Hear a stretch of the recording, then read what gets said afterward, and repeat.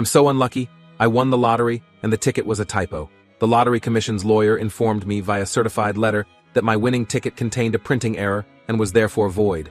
I'd matched all 6 numbers for the $43 million jackpot, but the date stamp on my ticket read February 31st, a day that doesn't exist. The convenience store's faulty printer had somehow generated an impossible date, and according to lottery regulations, any ticket with invalid information cannot be redeemed regardless of the numbers printed.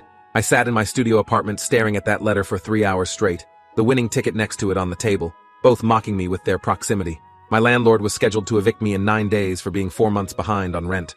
The medical bills from my daughter's emergency appendectomy last year had wiped out everything I'd saved, and the collection agencies called 6 times daily. I'd bought that lottery ticket with literally my last $2 after cashing in empty bottles I'd collected from the park. Now I had the winning numbers and absolutely no legal way to claim the prize that could have saved my life. The convenience store owner, an elderly man named Vin, remembered me from that night because I'd been his only customer during the graveyard shift. He pulled up the security footage showing me purchasing the ticket at 3:17 a.m. on March 1st, which was actually the timestamp the machine should have printed. Instead, his ancient lottery terminal had glitched and produced February 31st, making my ticket technically invalid despite being purchased and printed by official equipment in an authorized location. Vin apologized profusely, explaining that the lottery commission had already fined him $15,000 for the equipment malfunction and suspended his license to sell tickets. His insurance company was denying the claim because the terminal had passed its last inspection just 3 weeks earlier. We were both victims of the same mechanical failure, both losing everything because of a date that couldn't exist. I contacted a lawyer named Deirdre Pascal, who specialized in consumer protection cases, explaining the situation during a free consultation that lasted 12 minutes. She listened while reviewing photos of the ticket and the letter, her expression shifting from interest to concern to something approaching pity. The law was clear, she explained.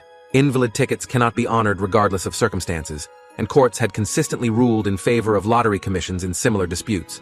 She'd seen cases where tickets were damaged by water, torn accidentally, or had slight misprints, and every single one resulted in the commission keeping the money rather than paying the winner. The system was designed to protect itself, not the players, and my impossible date made challenging the decision essentially hopeless. She estimated my odds of winning a lawsuit at maybe 3%, and even attempting it would require a retainer she knew I couldn't afford. The story hit local news within 48 hours after I posted about it on social media, in desperation. Channel 7 sent a reporter named Autumn Gillespie, who interviewed me in my apartment, focusing her camera on the eviction notice taped to my door and the medical bills stacked on my kitchen counter. She positioned the narrative as "Unluckiest Man in America," and the segment went viral within hours, generating millions of views and thousands of comments split between sympathy and mockery. Half the internet felt terrible for me and wanted to help. The other half said I was stupid for not checking the date on my ticket before leaving the store, as if anyone looks at the date stamp when buying lottery tickets at 3 in the morning. The Lottery Commission responded with a statement expressing sympathy, but reaffirming that rules exist for everyone's protection and cannot be bent regardless of circumstances. Then the scammers started calling. The first one claimed to be from the Lottery Victims Assistance Fund, a completely fictional organization offering to help me fight the commission for a small upfront fee of $2,500. I hung up immediately, but they called back from different numbers using different names and slightly altered pitches. Another scammer posed as a lawyer offering to take my case on contingency, requesting my social security number and banking information to verify my identity before proceeding. A third claimed to be a wealthy philanthropist who'd seen my story and wanted to gift me $50,000, but needed me to pay the wire transfer fees first. I'd become famous enough that con artists were now targeting me specifically, adding insult to injury in ways that felt almost cosmically unfair. My ex-wife Claudette called for the first time in 8 months, suddenly interested in talking after seeing the news coverage. She'd left 3 years ago when the medical debt started piling up, taking our son Nathan with her and moving 5 states away to live with her new boyfriend. Now she wanted to discuss Nathan's college fund and whether I'd planned to contribute despite my situation. I reminded her that our daughter Lily, who she'd abandoned along with me, was the one with the medical bills that destroyed our finances. Claudette responded that she'd tried to stay but I'd become too depressing to live with, as if watching your daughter nearly die from a burst appendix should be a cheerful experience. She hung up when I pointed out that she'd never contributed a single dollar to Lily's care, and I haven't heard from her since. Some people only call when they think you might have money. The convenience store's insurance company sent investigators to interview me, treating me like I'd somehow staged the printer malfunction to commit fraud. They asked if I had technical knowledge of lottery terminals, whether I'd tampered with Vin's equipment, if I'd colluded with him to create a publicity stunt that would generate a lawsuit settlement. I answered their questions for 2 hours while they recorded everything, their skepticism evident in every carefully worded inquiry designed to catch me in a contradiction. They seemed disappointed when my story remained consistent and boring, just a broke guy who'd bought a ticket that happened to be printed by faulty equipment. One investigator actually told me that coincidences this unlucky don't usually happen to real people. as if my life had been so blessed up to that point that this anomaly seemed suspicious. A legitimate attorney named Russell McBride reached out after seeing the news coverage, offering to take my case pro bono because he specialized in consumer protection and hated lottery commission tactics. He'd successfully sued them twice before over different issues and had intimate knowledge of their internal operations and vulnerabilities. Russell explained that while the law was technically on their side, public pressure could force a settlement if we played this correctly. He'd already drafted paperwork for a class action lawsuit, including anyone else who'd ever lost money due to equipment malfunctions at authorized retailers. The Lottery Commission would fight it aggressively, he warned, but sometimes forcing them to spend money on legal defense made settling for a fraction of the prize more appealing than continuing the battle. The lawsuit was filed on a Friday afternoon, and by Monday morning the Lottery Commission had responded with a motion to dismiss so aggressively worded it felt personal. Their lawyers argued that I had no standing to sue because I'd never possessed a valid ticket in the first place, that the equipment malfunction was VIN's responsibility rather than theirs, and that entertaining my claim would open them to fraud from anyone who could falsify a printing error.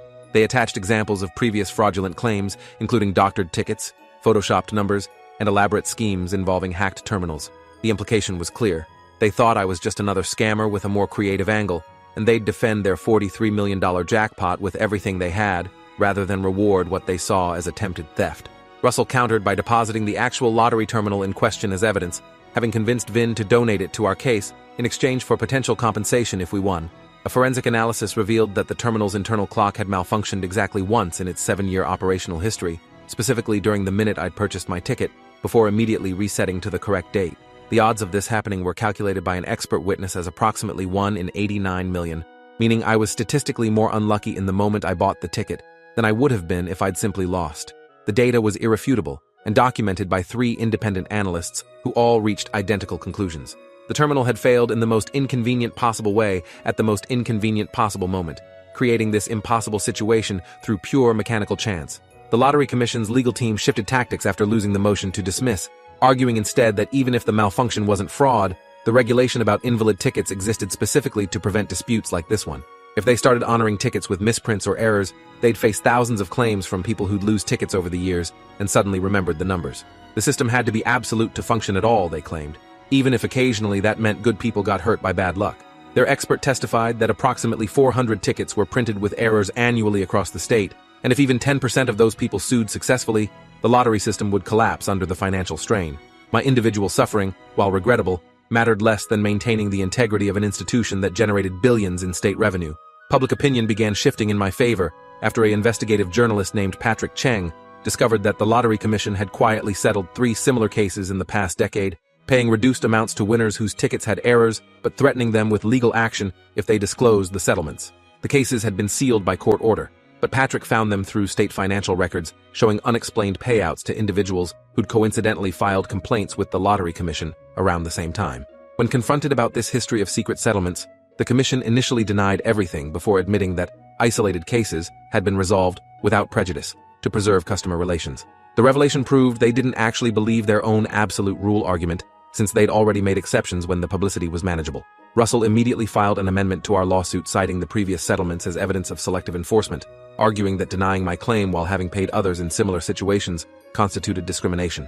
The Lottery Commission fought back by claiming those settlements involved different circumstances and didn't set precedent, but couldn't explain what made those cases different without violating the confidentiality agreements. We'd backed them into a corner where they either had to admit they'd settled to avoid publicity, which would prove Russell's public pressure strategy was correct, or maintain that those cases were unique, which would require unsealing them and potentially exposing worse misconduct.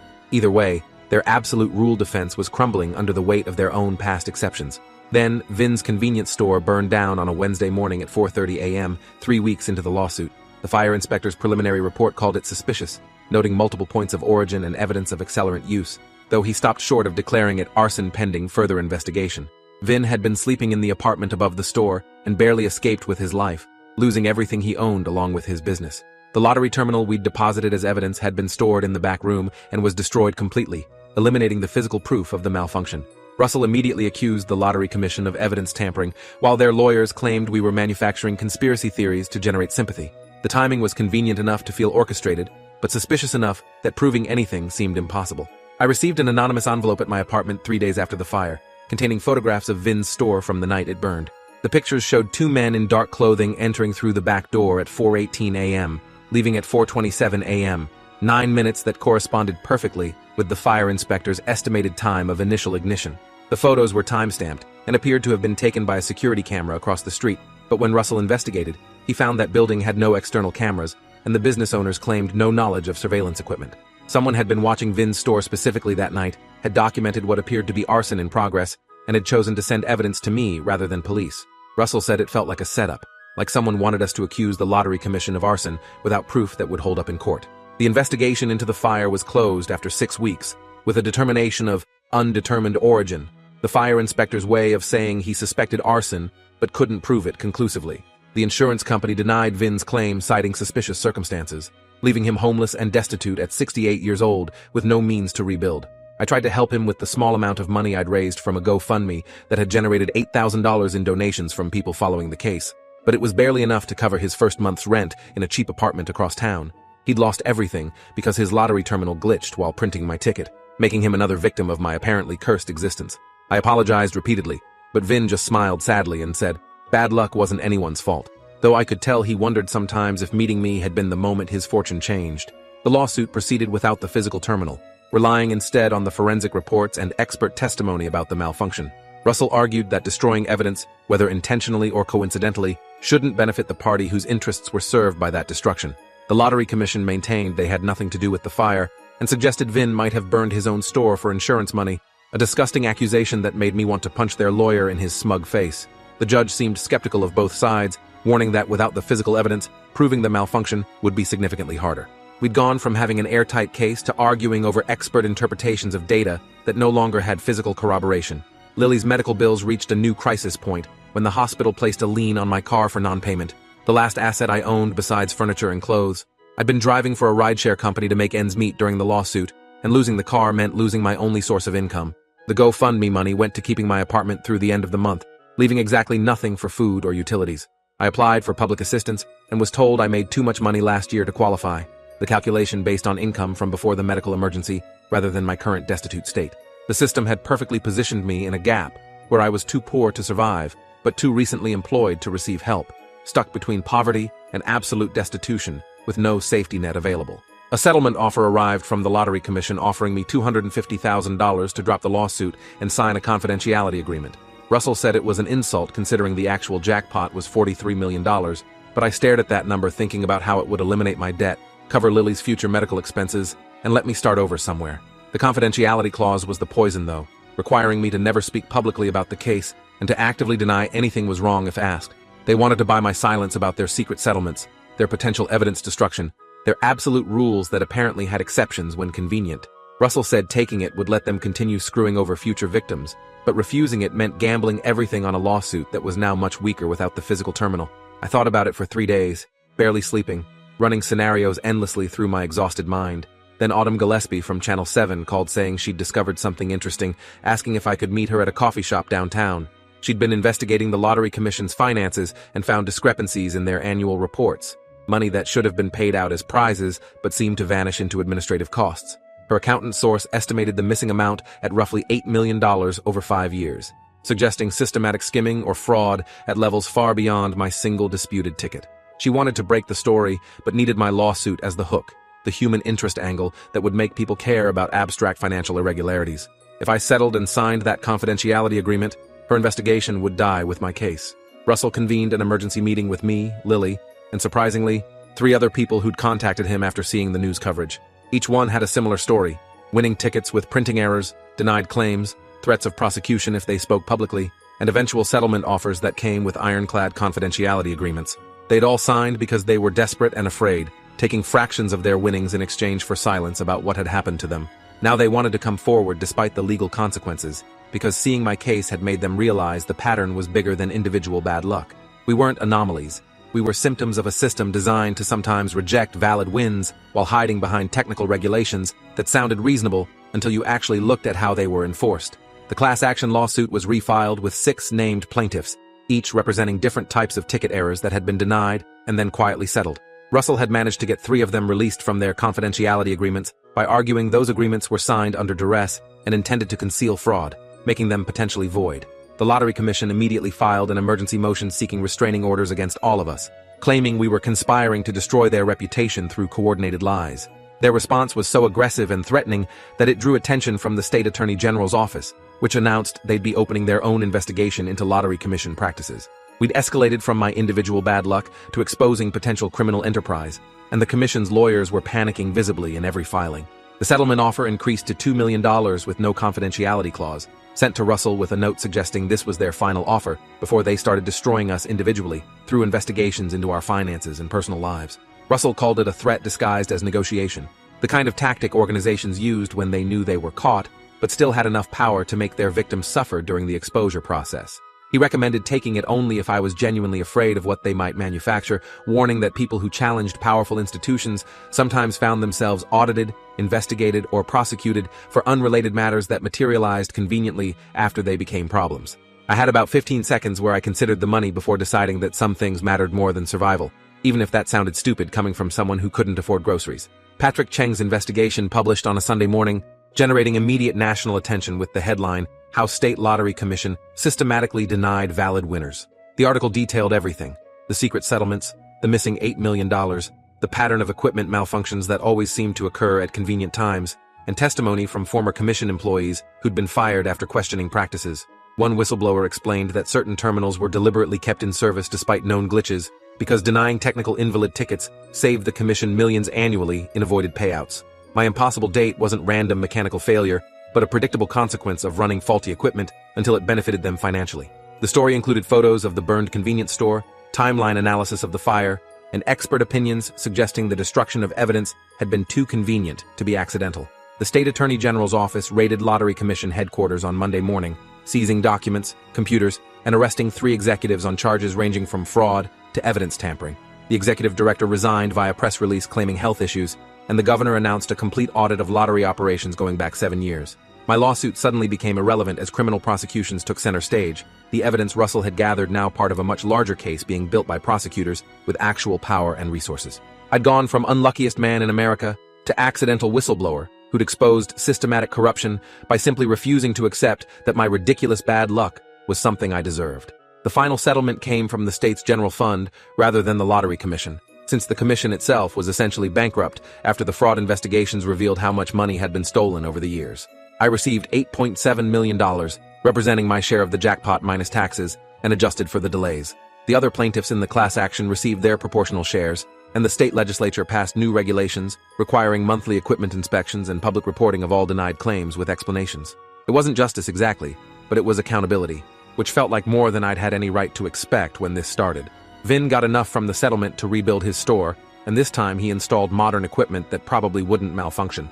He put a picture of my lottery ticket on the wall behind the counter, that impossible February 31st date visible to everyone who came in. Customers asked about it constantly, and he told them the story, always ending with the same line: "Sometimes bad luck turns out to be the best thing that ever happens."